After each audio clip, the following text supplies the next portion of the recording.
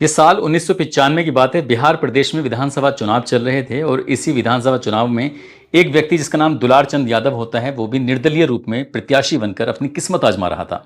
एक मंच से बातचीत कर रहा था, जनता को संबोधन कर रहा था और संबोधन के दौरान ही उसने कहा कि लालू प्रसाद यादव बिहार के चीफ मिनिस्टर हो सकते हैं, लेकिन टाल क्षेत्र का अगर कोई चीफ मिनिस्टर है तो मैं खुद हूं। दुलार चंद यादव ने जब इस तरह का ऐलान किया तो सभी लोगों ने जोरदार तालियां बजाकर उनका स्वागत भी कर दिया। हालांकि वो चुनाव जीत नहीं पाते, चुनाव हार जाते हैं। दुलार चंद यादव का साल 1980 से लेकर साल 1990 तक दबदबा रहा था अपने इस टाल इलाके में। चाहे वो लूट की घटना हो, हत्या हो, रंगदारी हो, इस तरह के लगभग 2 दर्जन से ज्यादा मुकदमे इस दुलार चंद यादव पर दर्ज भी हो गए थे। और अति पिछड़े हों या पिछड़े वर्ग हो या कई ऐसी जातियां हों, उसमें इस व्यक्ति का अच्छा खासा बोलबाला रहता था। जब जब ये व्यक्ति डकैती डाला करता था तब लाल रंग का एक कपड़ा अपने साथ लेके जाया करता था और डकैती डाला करता था। इससे पता चल जाया करता था कि दुलार चंद यादव के जो समर्थक हैं या फिर जो उसके साथ जो उसका गैंग है, उसने ये डकैती डाली है। फिर किसी की हिम्मत नहीं होती थी कि उस मामले में कोई हस्तक्षेप भी कर दे। ऐसे ही साल 1990 की बात है। बिहार में लोकसभा चुनाव चल रहे थे और बाढ़ लोकसभा से नीतीश कुमार अपनी किस्मत आजमा रहे थे। तभी किसी ने नीतीश कुमार जी से कहा कि तुम्हें अपना जो थोड़ा सा समर्थन देना चाहिए, साथ लेना चाहिए। दुलार चंद यादव का इस क्षेत्र में पिछड़ों में, अति पिछड़ों में बहुत दबदबा कायम है। क्यों ना तुम इससे बात करो, और बात करोगे तो हो सकता है कि आपको वोट मिले और अच्छे वोट मिले और आप अच्छे से जीत भी जाओ। ऐसा ही होता है, एक राजनीतिक मंच सजाया जाता है और उस मंच पर कहीं ना कहीं इन व्यक्ति को, दुलार चंद यादव को अपने पास बुला लिया जाता है। साल 1980 से 1990 तक ये जो व्यक्ति है वो सिर्फ गुंडागर्दी या बदमाशी या कह सकते हैं डकैती में ही हिस्सेदारी लिया करता था, लेकिन राजनीति से इसका दूर दूर तक कोई लेना देना नहीं था। लेकिन जब नीतीश कुमार जी के साथ आकर खड़ा हो जाता है तो नीतीश कुमार जी को भी फायदा मिल जाता है। वक्त आगे बढ़ रहा था। इस व्यक्ति ने कई बार निर्दलीय या फिर किसी पार्टी से कोशिशें की, लेकिन कभी ये विधायक नहीं बन पाता है दुलार चंद यादव। और ऐसे ही करते करते वक्त बीतने लगता है। वो हमेशा किसी न किसी पार्टी के समर्थन में जाकर जरूर खड़ा हो जाया करता था। साल 2025 में भी कुछ ऐसा ही था कि वो किसी के समर्थन में जाकर खड़ा हो जाता है और इसी बीच में उसकी हत्या हो जाती है। उस हत्या से बिहार ही नहीं बल्कि पूरे भारतवर्ष में दुलार चंद यादव की मर्डर को लेकर चर्चाएं चल रही हैं। और आज की इस कहानी के माध्यम से यही जानने की और समझने की कोशिश करते हैं कि आखिरकार दुलार चंद यादव का हत्या क्यों की गई, इसके पीछे की क्या वजह हो सकते हैं।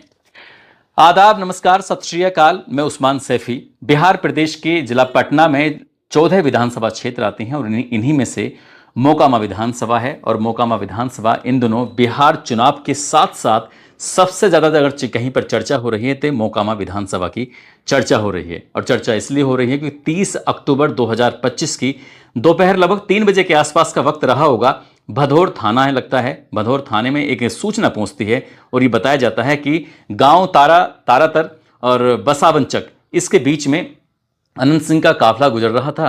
बड़ी संख्या में लोग, उनकी गाड़ियां जा रही थी और इसी बीच में किसी ने उन पर हमला कर दिया है, उनके गाड़ियों पर हमला कर दिया है। जितनी जल्दी हो सके उतनी जल्दी आप वहां पर पहुंच जाएं।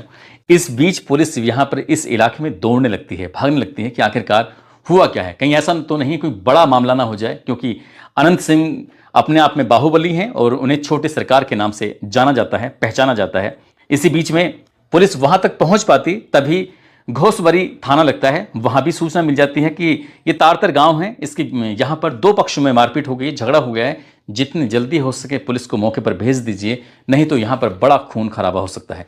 एक तरफ तो चुनाव चल रहा है, दूसरी तरफ ये छुटपुट झगड़े या बड़े झगड़ों की जब सूचनाएं पुलिस को मिलती हैं तो पुलिस की भी एक तरह से नींद हराम हो जाती है, उसके भी पैरों तले जमीन खिसक जाती है। कहीं ऐसा ना हो कि बड़ा मामला हो जाए। पुलिस ने इस मामले को गंभीरता से लिया और गंभीरता से लेने के बाद पुलिस मौके पर पहुंच जाती है। जैसे पुलिस तारतर गांव में पहुंच जाती है, वहां जाकर देखती क्या है कि कई वाहनों के शीशे टूटे पड़े हैं, फूटे पड़े हैं। और वहां की हाल देख के लग रहा था जैसे कि यहां से अभी कुछ देर पहले ही बहुत बड़ी झड़प हुई हो, जैसे किसी को मारने पीटने की कोशिश की गई हो। इसी बीच में एक गाड़ी के अंदर झांक कर जब देखा जाता है तो वहां पर एक लाश पड़ी हुई थी। गाड़ी में लाश पड़ी हुई थी। जब ये पूछा जाता है कौन है, लेकिन उस व्यक्ति की मूंछों के रुबाब को देखकर साफ अंदाजा लग चुका था कि व्यक्ति कोई आम नहीं है, बल्कि ये व्यक्ति दुलार चंद यादव है। दुलार चंद यादव का भी अपने आप में एक बड़ा रुतबा रहा है, बड़ा नाम रहा है। साल 1980 से लेके और 1990 तक डकैती क्षेत्र में, और बाद में फिर इस व्यक्ति का जो नाम रुतबा रहा है वो राजनीति में किसी न किसी पार्टी से जुड़कर उसके समर्थन में व्यक्ति रहा है। ये अब आखिरकार ये हुआ क्या है, इसके बारे में पुलिस कार्य जुटाने में लग जाती है। लेकिन जैसे ये वीडियो वायरल होती हैं, ये वीडियो पूरे पटना से लेकर पूरे प्रदेश भर में फैल जाती हैं कि दुलार चंद यादव की किसी ने गोली मारकर हत्या कर दी है। हत्या के पीछे क्या कारण है, क्या नहीं है, पुलिस इससे पहले कि जांच नतीजे पर पहुंचती, अब चाहे प्रदेश के सबसे बड़े मुखिया हो डीजीपी, उन्होंने भी इस मामले में जांच पड़ताल करना शुरू करा दिया। साथ ही जो चुनाव आयोग है उसने भी रिपोर्ट लेनी शुरू कर दी कि आखिरकार मामला क्या है, इसके पीछे की कारण क्या है। तभी इसी बीच में एक थाने में एफआईआर दर्ज कराई जाती है और एफआईआर दर्ज कराने वाला दुलार चंद यादव का पोता होता है। वो कहता है कि अनंत सिंह का जो काफिला है वो इधर से गुजर रहा था, अचानक से काफिला रुकता है और हम लोग भी इसी जगह पर मौके पर मौजूद थे। हमारी जैसे गाड़ी थी, हमारी गाड़ी में दादा बैठे हुए थे, दादा ने इनकी दुलार चंद यादव। इसी बीच में दो व्यक्ति, एक का नाम राजवीर सिंह होता है, दूसरे का नाम करमवीर सिंह होता है। दोनों मेरे दादा की तरफ आते हैं, दादा को पकड़ते हैं, खींचकर बाहर निकालते हैं और जैसे ही दादा को बाहर निकालते हैं तो इसी बीच में अनंत सिंह, उसके हाथ में हथियार होता है, वो हथियार लेके मेरे दादा के पास पहुंचता है और एकदम से ही गोली मार देता है। गोली मेरे दादा के सबसे नीचे वाले हिस्से में, यानी पैर में एड़ी के पास एंकल पे जाकर लगती है। गोली आर पार हो जाती है। वो जाकर यहां से सीधा अपनी गाड़ी में जाकर बैठ जाता है अनंत सिंह। लेकिन जो उसके समर्थक थे, जो उसके साथ रहते हैं, उनमें से एक व्यक्ति छोटन सिंह आता है, उसके हाथ में लोहे की रोड होती है, वो उसके दादा को मारना शुरू कर देता है। हालांकि पोता वहां से डर जाता है, भाग जाता है। जब भाग रहा था तो पीछे मुड़कर बार बार देख रहा था। यही बात वो तहरीर के माध्यम से बताने की कोशिश कर रहा था और यही बात उसने मीडिया में जो इंटरव्यू दिए थे उसमें बताने की कोशिश कर रहा था। उसने ये भी बताया कि छोटन सिंह ने जब उसके दादा पर हमला करना शुरू किया है तो इसी बीच में एक थार आती है और थार से उसके दादा को कुचलने की कई बार कोशिश की जाती है। जब उसकी इस हत्याकांड को अंजाम दे दी जाता है, यहां से एक काफिला निकल जाता है, चला जाता है। अलग अलग 3 एफआईआर दर्ज होती हैं और इसमें बताया जाता है कि 2 व्यक्तियों को भी गिरफ्तार कर लिया गया है। इस हत्याकांड से पूरे इलाके में सनसनी फैल जाती है। देखते ही देखते सोशल मीडिया हो, इलेक्ट्रॉनिक मीडिया हो या प्रिंट मीडिया हो, जहां देखो वहां पर इस घटनाक्रम के बारे में छपना शुरू हो जाता है, प्रकाशित होना शुरू हो जाता है। मीडिया में लगातार इस पर खबरें आ रही थीं। अब बिहार विधानसभा का चुनाव एक तरफ और मोकामा विधानसभा एक तरफ, क्योंकि यहां पर एक हत्या और वो भी दुलार चंद यादव की हत्या होना, यह अपना आप में कई तरह के सवाल खड़े कर रहा था। पीएम रिपोर्ट जब आती है तो पीएम रिपोर्ट से शुरुआत में बताया जा रहा था कि गोली मार कर हत्या की गई है, लेकिन पीएम रिपोर्ट से क्लियर हो जाता है, खुलासा होता है कि गोली लगने से मौत नहीं हुई है, क्योंकि गोली उनके नीचे वाले हिस्से में लगी थी, पैर में लगी थी। पैर में जहां गोली लगी थी उससे गोली का इतना असर नहीं रहा था, लेकिन उनके शरीर में, मीडिया रिपोर्ट में जो प्रकाशित होता है, तो उनके शरीर में कहीं सर हो, पीठ हो या फिर पैर हो या पसलियां हो, उनमें इतनी बड़ी चोट पहुंचाई गई थी जिसकी वजह से उनकी मौत हो जाती है। पुलिस अभी भी जांच पड़ताल कर रही है, लेकिन इसी बीच में अनंत सिंह ने भी अपने आरोपों को, जो ऊपर लगे हुए आरोप थे, उनको कहा कि ये सब निराधार हैं और इस तरह की जो बातें की जा रही हैं वो सिर्फ उनको बदनाम करने के लिए की जा रही हैं। उन्होंने ये सब कुछ भी नहीं किया है। अगर ये सब किया है तो जो बीणा देवी हैं, जो कि आरजेडी की प्रत्याशी हैं, जिनके पति का नाम बाहुबली सूरजभान है, ये सब उनका करा धरा है। हमारे काफिला तो यहाँ से निकल चुका था, जा चुका था। बाद में जो काफिला बचा था उन्होंने ये सब किया है, हमारा इसमें कोई रोल नहीं है, हमारे इसमें कुछ बात नहीं है। इस तरह की वो बात करते हैं और कहते हैं इनके बारे में, अनंत सिंह के बारे में जब प्रकाशित होता है तो बताया जाता है कि साल 1990 से लेकर साल 2025 तक मोकामा सीट पर अनंत सिंह का ही कब्जा रहा है। इन्हें छोटी सरकार के नाम से भी जाना जाता है, पहचाना जाता है। उनकी हालांकि एक विधानसभा ऐसी रही थी जिस विधानसभा में ये चुनाव हार गए थे, लेकिन साल 1990 से 2025 तक लगातार एक ही सीट पर कब्जा होना, ये अपना आप में बड़ी बात हो जाती है। ये भी बाहुबली हैं, इन पर भी लगभग 28 आपराधिक मुकदमे दर्ज हैं अनंत सिंह पर।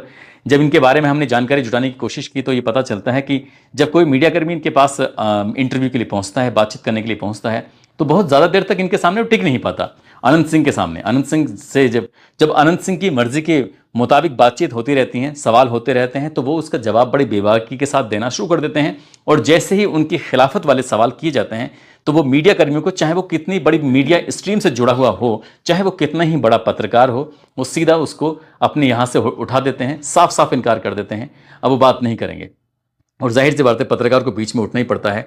अधिकतम जो इनके इंटरव्यू हैं वो 10 मिनट से ज़्यादा के नहीं होते और मीडिया में इनका कुछ ज़्यादा जोर भी नहीं होता। मोकामा सीट से फिलहाल 3 प्रत्याशी हैं जो त्रिकोणीय मुकाबला बताया जाता है, जिसमें जेडीयू के जो प्रत्याशी हैं अनंत सिंह उर्फ छोटे सरकार, और आरजेडी से बीणा देवी, जिनके पति हैं बाहुबली सूरजभान, और जन स्वराज पार्टी से पीयूष प्रियदर्शी हैं, जो यहाँ से किस्मत अपनी आजमा रहे हैं।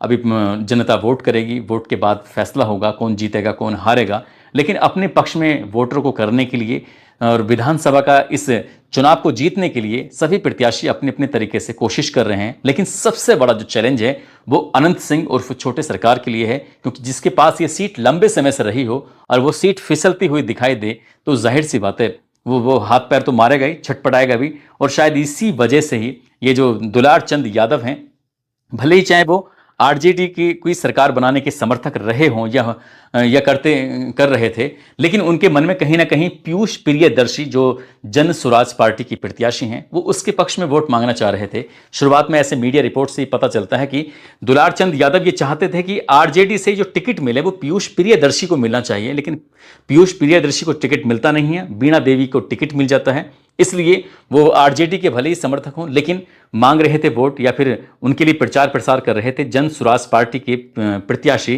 पीयूष प्रियदर्शी के लिए। और ये बात कहीं ना कहीं हो सकता है कि अनंत सिंह उर्फ छोटे सरकार को ये बात पसंद ना आ रही हो। उन्होंने लगा हो कि इतने लंबे समय से जो मोकामा विधानसभा पर कब्जा जमाया हुआ है, कहीं ऐसा ना हो इस व्यक्ति के कहने से वोट ना मिले और वो हार जाए। ये भी एक वजह हो सकती है। दूसरा जो मेन कारण बताया जा रहा है इन पर हमले का, या फिर हो सकता है कि इनके पीछे हत्या के जो कारण बन रहे हैं, अगर उनके पोते ने आरोप लगाए हैं दुलार चंद यादव के, तो दूसरा कारण हो सकता है कि अनंत सिंह की पत्नी है जिनका नाम नीलम देवी है। अभी हाल ही में कुछ दिन पहले ही दुलार चंद यादव ने अपना एक इंटरव्यू दिया था मीडिया में, और इंटरव्यू देने के दौरान वो कहते हैं कि वो नीलम देवी नीलम नहीं बल्कि नीलम खातून है, इस तरह की बात करते हैं। हालांकि मीडिया कर्मी ने ये बात भी कही थी कि आप व्यक्तिगत बात मत करें, और व्यक्तिगत इस तरह से किसी पर उंगली उठाएंगे तो ये सही नहीं होगा। उन्होंने यहां तक भी बोला कि जब नीलम लोकसभा का चुनाव लड़ रही थी तो उस वक्त कुछ लोग दरी लेके पहुंच जाते हैं। जब उनसे पूछा जाता है कि तुम दरी लेकर क्यों आए हो, तो उन्होंने कहा कि नाचने वाली आई है, वो नाच करेगी, डांस करेगी, हम आराम से बैठ कर तसल्ली से इस डांस को देखेंगे। तो ये बात भी कहीं ना कहीं अनंत सिंह को खराब लग सकती है और उनके खिलाफ जा सकती है, इसलिए उन्हें गुस्सा आया होगा। हो सकता है कि ऐसी कुछ वजह रही हो। हालांकि अभी कोई बात निकल के सामने नहीं आई है। पुलिस और प्रशासन इस मामले में एफआईआर दर्ज करने के बाद मामले की जांच पड़ताल में जुटा हुआ है, लेकिन परिवार ने जिस तरह के आरोप लगाए हैं अनंत सिंह पर, तो इस तरह से एफआईआर अभी दर्ज हो चुकी है, और तो कहीं ना कहीं ये जो उंगली उठ रही है वो अनंत सिंह की तरफ ही उठ रही है। क्या होगा भविष्य में क्या नहीं होगा ये तो खैर पता नहीं, लेकिन जिस तरह से लगातार दुलार चंद यादव के मामले में चर्चा का विषय बना हुआ है, कहीं ना कहीं ऐसा ना हो कि जो लंबे समय से एक सत्ता ये इस सीट पर कब्जा था अनंत सिंह पर, हो सकता है कि इस बार इन्हें कुछ नुकसान भी हो। नुकसान होगा या फायदा होगा ये तो जनता तय करेगी, लेकिन ये भी बताया जा रहा है कि अगर सरकार बदलती है तो अनंत सिंह का कहीं ना कहीं ये मामला गड़बड़ हो सकता है, खराब हो सकता है। जिस तरह का उनका एक बाहुबल है, जिस तरह से वो मीडिया में आकर बेबाकी से बात करते हैं, जिस तरह से जेडीयू से उन्हें एक ताकत मिली हुई है, आगे क्या होगा क्या नहीं, लेकिन दुलार चंद यादव की हत्या का होना वाकई अपना आप में ये चर्चा का विषय बना हुआ है। लोग इस बात पर चर्चा कर रहे हैं। दोस्तों, इस पूरे घटनाक्रम को सुनाने का उद्देश्य किसी को परेशान करना नहीं है, किसी का दिल दुखाना नहीं है, बल्कि आपको जागरूक करना है, आपको सचेत करना है। और जाते जाते गुफरान लियाकत मंसूरी हैं और रेहान रजा हैं, जो कि मुरादाबाद के रहने वाले हैं। आज इनका जन्मदिन है, इनको जन्मदिन की ढेरों सारी शुभकामनाएं, बहुत बहुत मुबारकबाद।